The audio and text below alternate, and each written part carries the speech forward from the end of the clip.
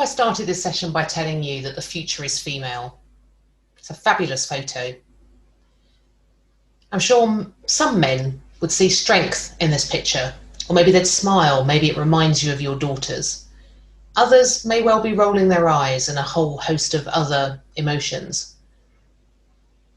For some women, they may silently smile at this image. Maybe you're thinking of your daughters too. For others, they will cringe. I've heard that from many women. But please don't think that's what I'm going to be talking about today. So don't run away and make yourself a coffee if the future is female provokes a negative emotion in you. Because quite honestly, this is the problem with the gender equality debate. And it's why I recorded a TED talk on the topic. And I guess why Phocuswright invited me to speak here today. Quite honestly, I was sick of going to conferences and reading the media and seeing a separate section for women. Yet still not seeing women on the main stage on equal footing with men, or indeed on the front pages of the media. Media coverage and event stage appearances, however, are really just a side effect or a symptom of a much wider issue. But what is that wider issue? In my TED talk, I focused on 3 key areas that I really believe are the impact that we need to focus on for gender equality. And that's confidence, capability, and childcare. Let me summarize the 18-minute talk for you down into 1 minute, in case you haven't seen it. Ultimately, those 3 areas are every person issues, not just female issues. So both men and women struggle with confidence. Everyone needs to own their own capability and match that to the job they're doing, or indeed the job they want to do in the future and the one after that, if they're looking to be promoted. And from a childcare perspective, women don't just become mothers, people become parents and deserve equal opportunity to be parents. So now in 2020, has the year of the pandemic amplified this issue or nullified the issue?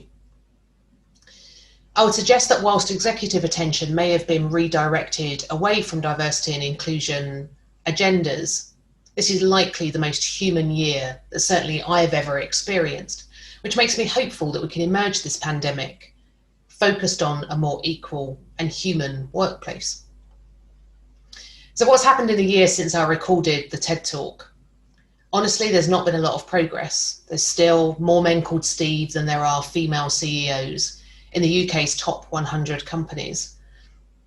But there's been hundreds and hundreds of pages of research published, and yet change still really isn't happening. Well, lucky for you, I read those 100 pages of research, is what I do in my spare time. So I'm going to summarise for you today the key 3 learnings that I've learned from the research over the last 3 years. So the first piece, around overwork.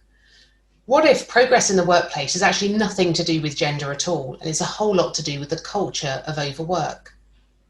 What is overwork? Well, it can be easily defined as the always on, always available method. That first shift came with your first email account, if you can remember that, moving from faxes to emails. I remember mine and having to plug it into the fax modem to download my emails. The second shift was when you were given your first BlackBerry.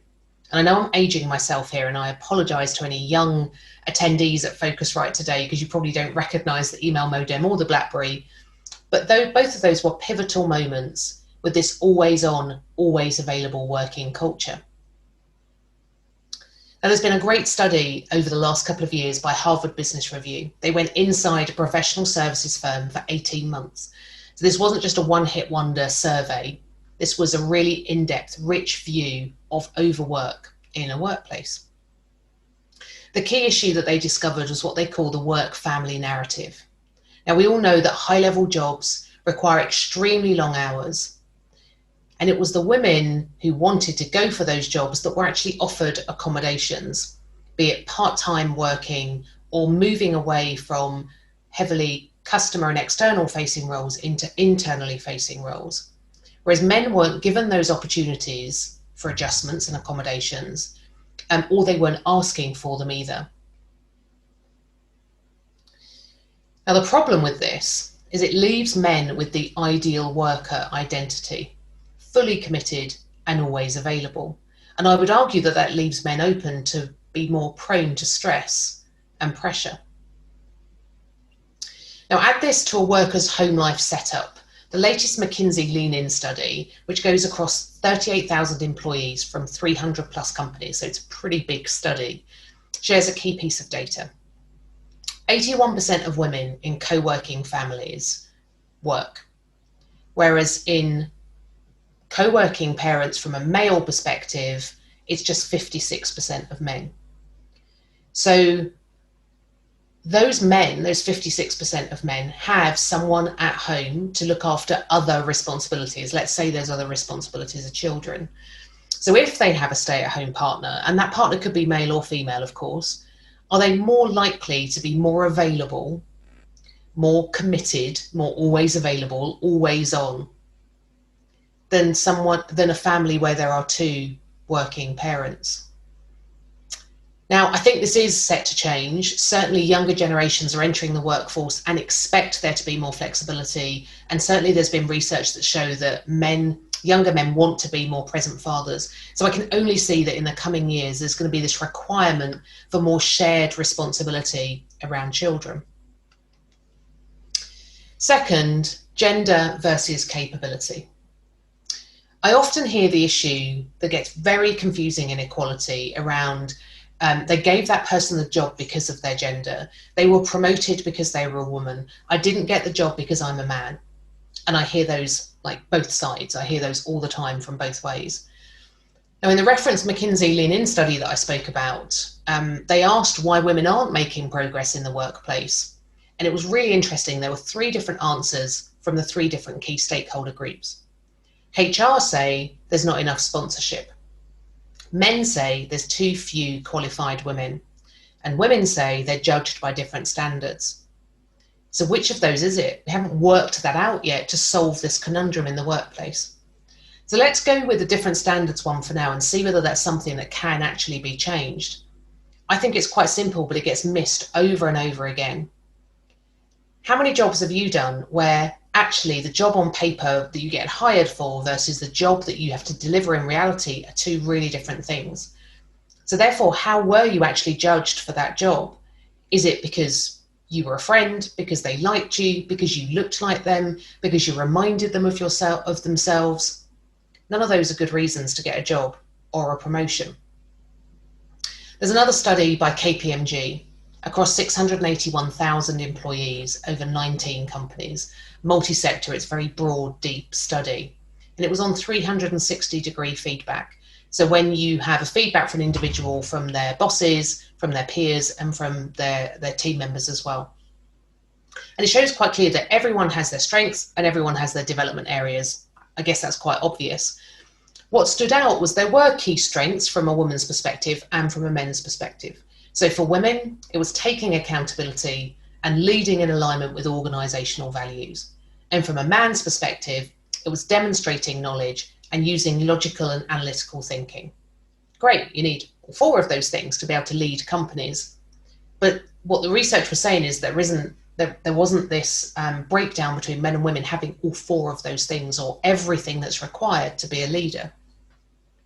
Both showed up as having development areas, the top 2 being for women, organisational politics and demonstrating their capability, being prepared to shout about it. And male development areas were coaching and mentoring teams and communicating clearly. Now, I'm imagining right now, there's definitely going to be men and women in the audience saying, well, I don't relate to that. I have male strengths and I'm a woman, or vice versa. So actually what I'm saying here is not that you should fall into one of these boxes, but as leaders, you should be really clear about what the role requires, not just the what, but also the how.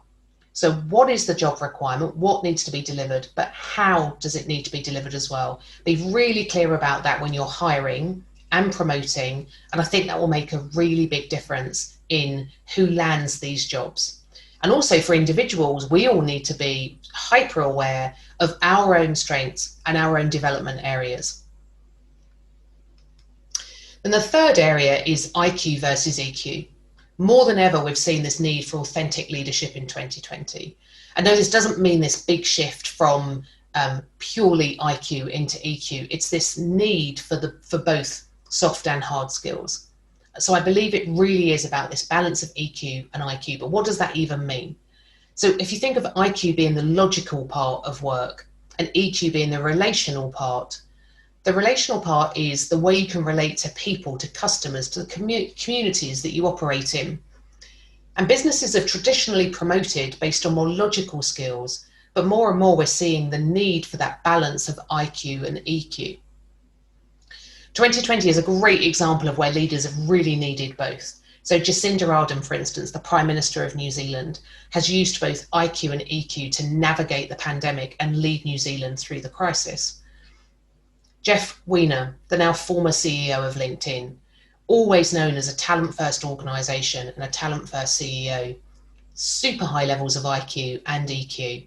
And you only needed to be on LinkedIn to see the outpouring of emotion and feedback and amazingly positive feedback around their leader stepping down from being a CEO, to see how heavily EQ driven he is as a leader. And then closer to home in the travel industry, I always think of Wade Jones at Sabre. Super, super smart, laser focused, but with amazing customer and people relational skills. You always remember a conversation that you've had with Wade.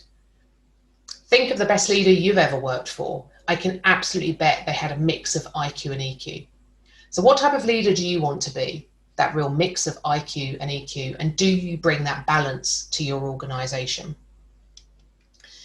So to close, I truly believe that 2020 is the year of the human. And these are questions that you can ask yourself to think about. Do we have an equal workplace? And I'm not just talking about gender here, a truly equal workplace. Firstly, do you have a culture of overwork? Because that will be excluding people. How do you hire and promote? Are you focused on the what and the how?